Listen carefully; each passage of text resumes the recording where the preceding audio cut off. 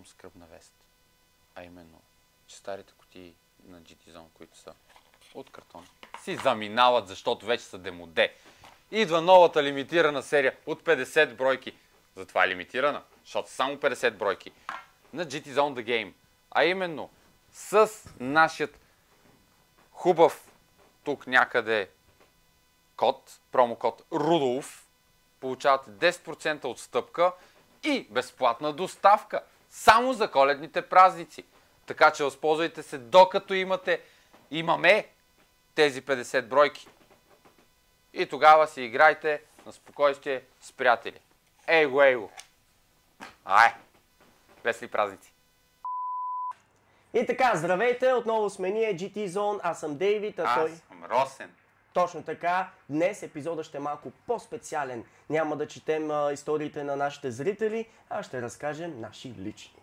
Като хора от автообществото, започваме. Първи съм аз, така ли?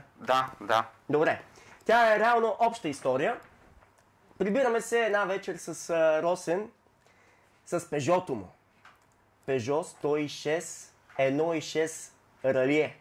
Ралие 8 клапана. Оригинално. Точно така, бяло. Той кара, аз се возя. Прибираме се към Люлин. И какво става? Разбира се, това беше колата. Honda или някакво Audi. Honda мисля, че се закачи за нас. И ние като хора, които бяхме гледали скоро Бързи яростни, примерно. Не помниш ли? Бе, ние не се ли връщахме от филма Бързи яростни? Или може би се връщахме от филма Беше Лексус. Или Лексус, точно така. И разбира, от преди тунела към Люлин, може би от Константин Величков, да, от карахме пожарната. малко над превишената скорост. Разрешената. Над разрешената скорост. Разрешената. Малко, да, разрешената. И вече сме в тунел, нали, ускорителя на частици. И сме с скорост... Трицифрена. Трицифрена. От 0 до 100, да. Нали знаете. Това е Peugeot все пак. Както и да е. Абе, заставай бе, Мишо. Чакай да си довърши историята. И какво се случва? Излизаме от тунела с качествена скорост. Лексуса е обаче зад нас.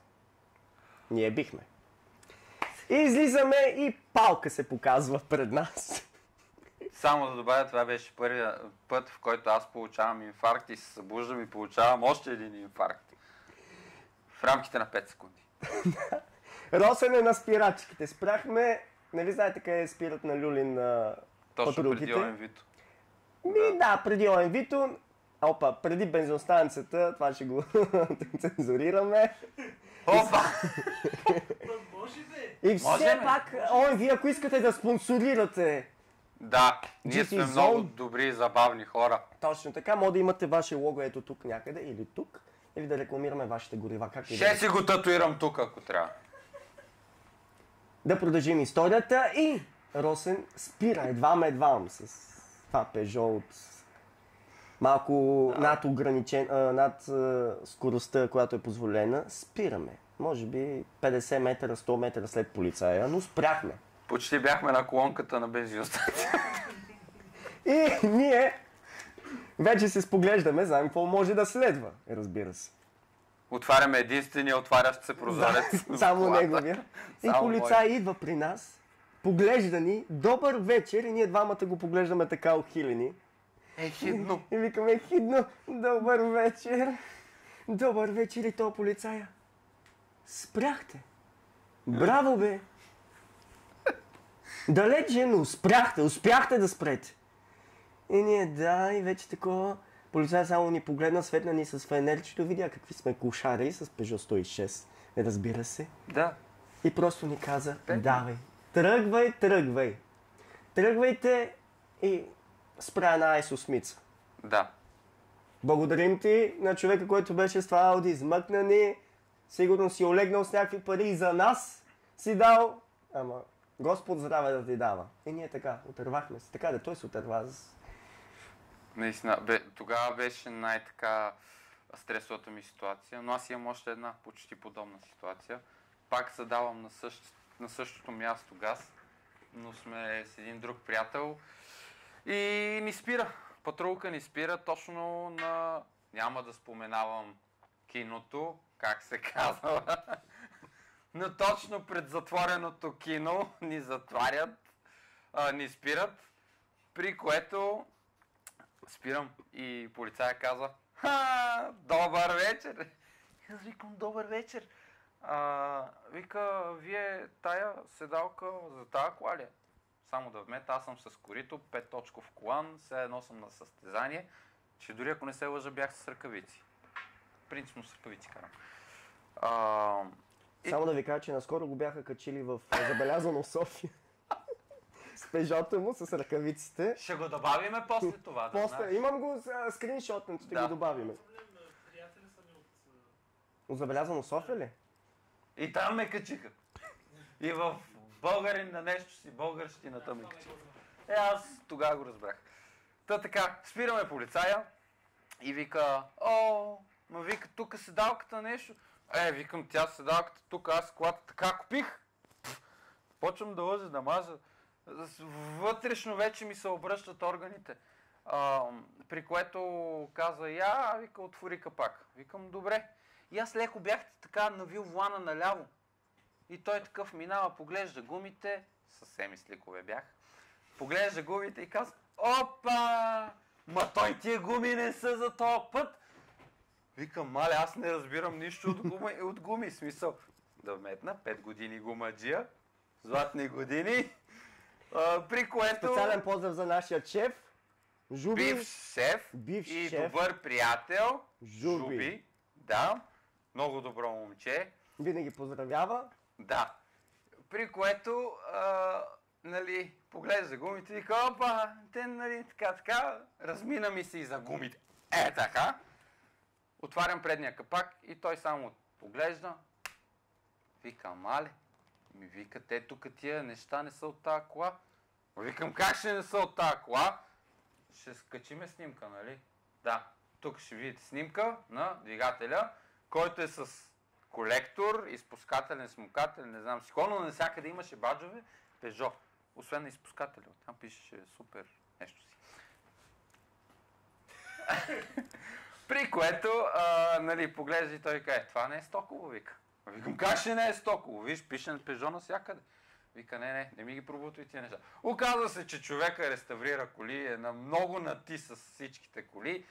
И вика такъв, седи и търка ръце такива, вика: хубава кола е, хубаво е направена. Викам: благодаря, така. Ма вика: няма да се размия. Викам: човек, моля ти се, нямам пари, аз карам Peugeot, моля те. Той вика: не ме разбра. При което вика: искам да видя как ще стартира колата. Викам: какво? Първо, това ти го каза полицай, който е на смяна.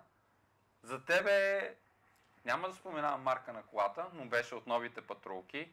Не най-новите скъпите от капачките, по-старите. И имаха камери, при което тези камери записват нон-стоп.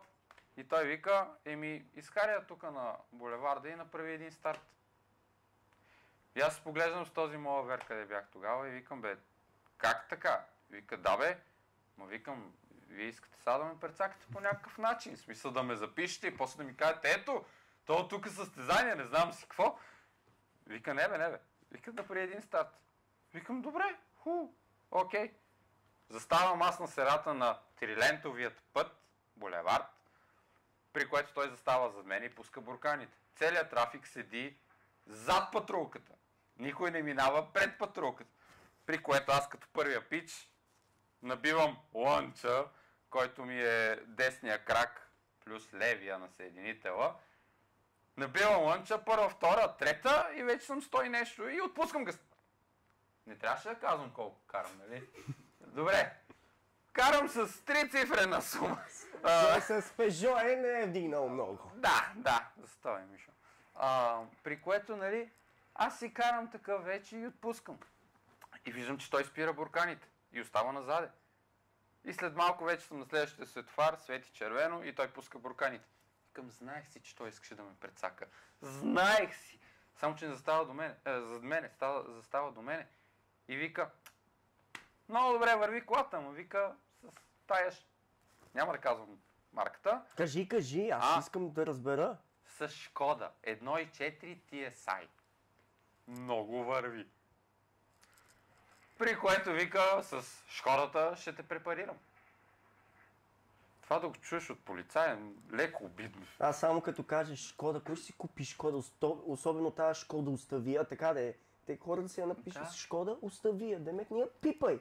Те си я купуват. Точно. И вика, много добре върви, ама вика, ще те препарирам с Шкодата. Вика, добре, че не побегна, като те спрехме, иначе техме да настигнем. Викам, добре. А знаеш какво значи Шкода реално? Не. Потърси в Google, на тебе телефонът ти е тук, нали? Искам да го покажеш тук после. Шкода означава нещо гадно беше. Ти имаш ли? Аз ще такова. Аз ще такова. Ще сърчна в, нали знаете в коя търсачка. Последно съм гледал размер на джанти съм гледал последно. 4 на 98, нали? Шкода Мининг. Шкода Мининг. Така. Истински англичанин полиглот. Нали имахме история за англичани. Ау, да. Шкода also means pity or shame. Shame. Кой ще си купи кола, която се нарича shame? Ама виж сега, В превод срам. Срам. Ама виж сега, те не са си избрали те. Принципно да. Но искам само да кажа, че в момента са с BMW-та и вагове. Volkswagen, голфове.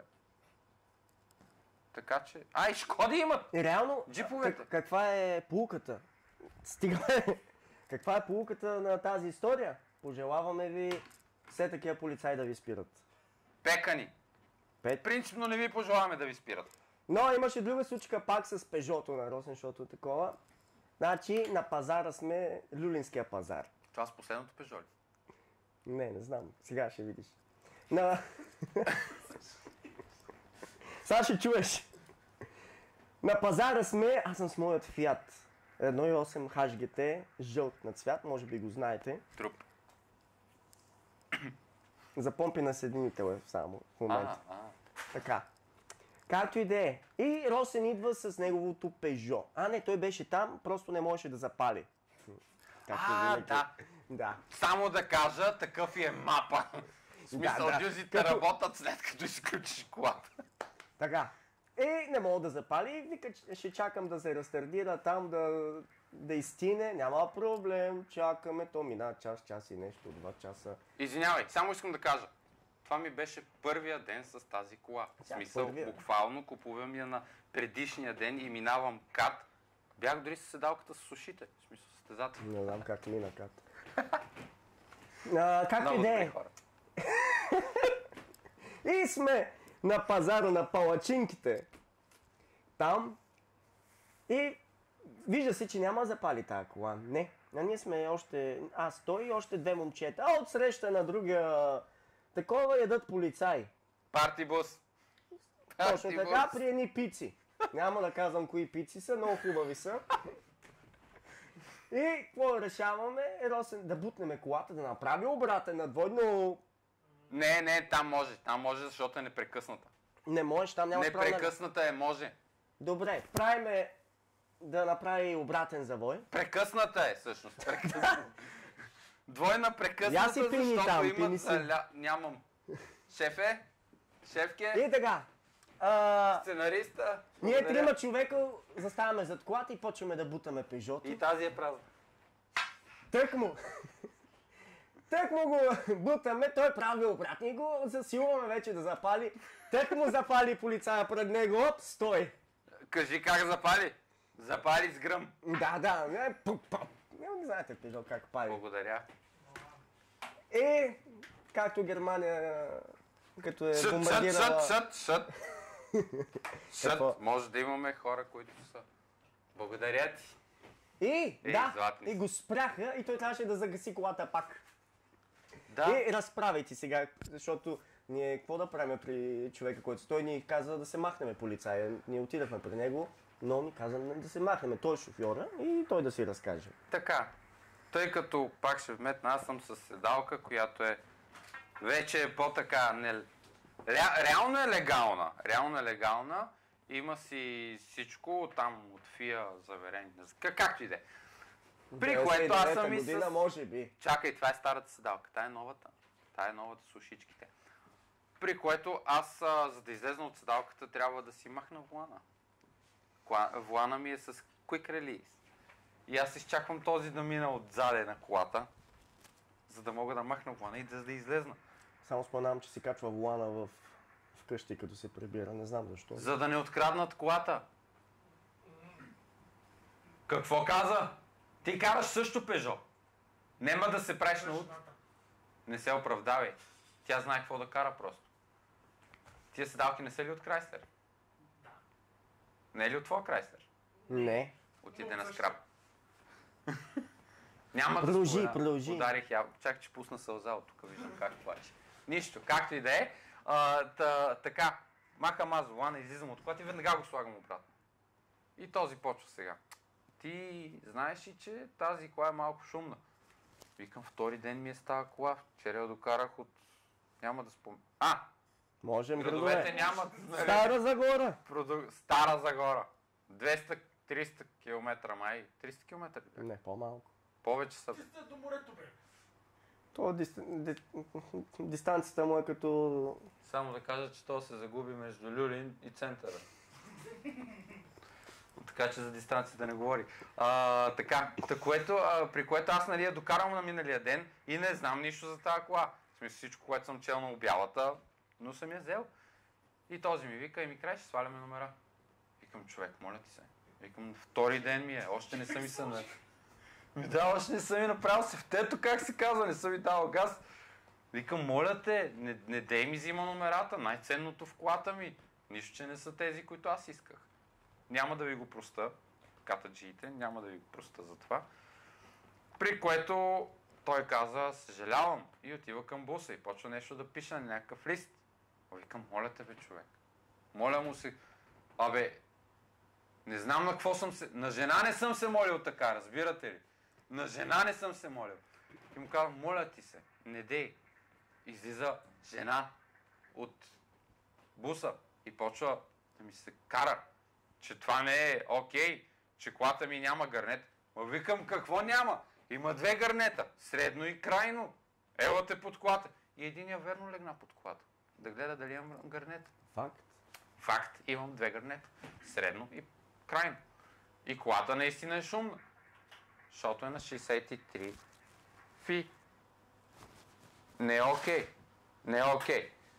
При което след 2 часа молене, след като изгониха всичките, които бяха там, най-накрая ме пуснаха. Ама наистина не съм се молил дори и на жена така. В смисъл, но бяха печени. Единия вика, пали колата, прибирай я и вика, утре я карай на гърнеджия. Как да му обясня, че е чисто нова генерацията? На 63 фи. С две гърнета. Скъпото. Е сплетен колектор. И се продава! Не ви трябва. Много... Можем ли? Ще я пуснем обявата. Тук. Няма да сгрешите, ако я купите. Да, няма да сгрешите. Колата е правена... Аз ще го опиша в обявата, вие ще четете. Какво ще ви обяснявам сега тук на това? Така, важното е, че и тогава се отървах. Реално, май никога не са ни свалени номер. Само да кажа, неговата кола е по-шумна от моята. С две гърнета. Нали? Катализатор, резонатор. Няма да казвам... Как се казва? Няма да казвам, че минах преглед без катализатора. Господ трябва да им дава на момчетата там и момичетата. Реално, двигател е нов, чисто нов, няма да има вредни емисии, всичко беше в норми. Мина технически преглед с катализатора на задната седалка. Няма да има вредни емисии. Те изкараха това за... Слушай! Линда, listen! You guys. Listen. Okay, what? Линда, listen to me. Сега като я запалиш, отзад лъха на Борова гора. Да, и целият бог към ти вибрира. Паднаха ни тухлите, къде ги немаме, разбирате ли? Както и да е. Катализатор, резонатор, крайно гърне и супер спринт колектор.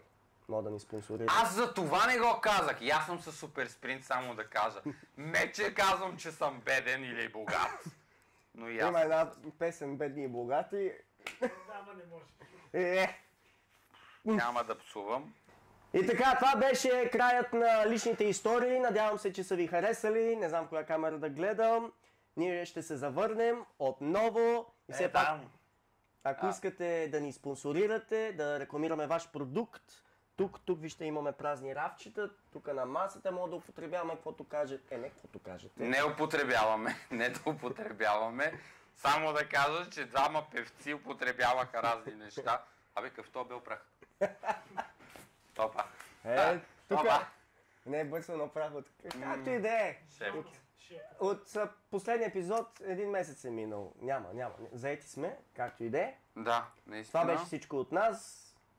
Само да кажем, извиняйте, наистина не спомена нещо важно за нашите спонсори, че тук и тук, ако искате да сложите нещо, трябва много да се охарчите. Ние не взимаме ефтино. Никак даже. Опа! Съжалявам. Да. Лайк, шер, сабскрайб. Да пратите вашите истории на нашия имейл, който няма да продиктувам, защото не мога да го кажа. Не съм трезвен, отново. Така че да. Лека вечер. Кажи лека вечер. Чао. Да.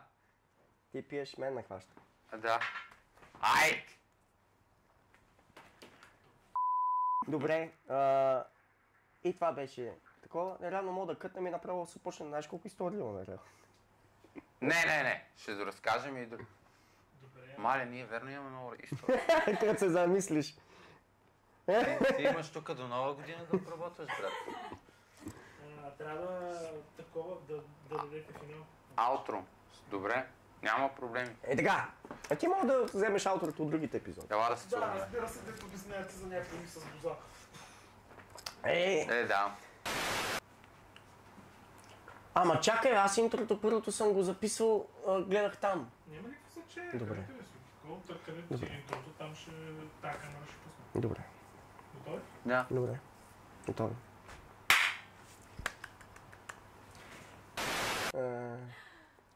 Каже, май да е по-стегнато това аутро. И така, здравейте отново. Ние сме GT Zone, аз съм Дейвид, а той е... Росен! Точно така, днес епизода ще е малко по-специален. Дай отново.